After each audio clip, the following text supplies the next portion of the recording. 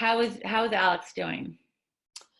I think one of the huge benefits of hospice is that he was in grief counseling for a year before she died, and without that, I don't know how he'd be doing. I think he's doing remarkably well. But we were talking about it. He was there when she died.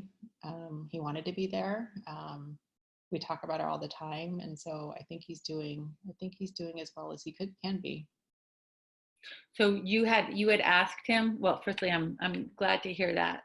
You had asked him, do you want to be there when Julianna died, when your sister dies? You'd actually asked that question?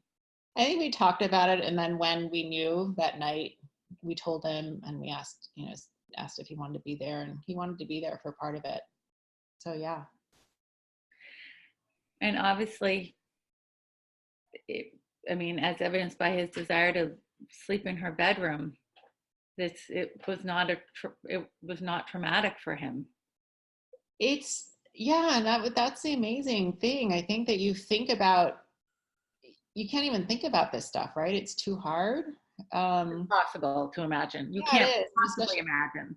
You can't think about it for yourself, and then you can't think about how am I going to get my other child through this. It just seems, you're right, it seems impossible. And I think that's what things like hospice are for. That's what grief counselors can help with, because it needs to be talked about. I mean, I know that he was thinking about it. I mean, he's an intelligent child. We were in the hospital all the time. Of course he was thinking about it. Of course it was scary. And I think the worst is when you're thinking about it, you can't talk about it. But to be able to talk about it with your child, you have to be able to talk about it, and you need that outlet too. So I think that's one of the essential things that hospice gave us. Now, switching to pause. How are you and your husband doing? We're doing okay. I think that we've had our different paths for grieving. I think that's normal. I think that again, because as a family we had palliative medicine and we had the benefit of hospice.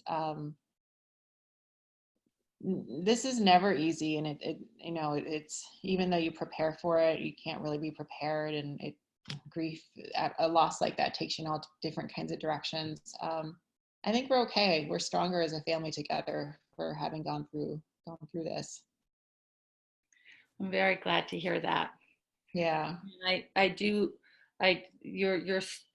Your cases sort of reinforces my conviction that the better the before, the better the after, and you got all the ingredients possible for a good before, and here you are doing probably as okay as people can be after such an extraordinary loss.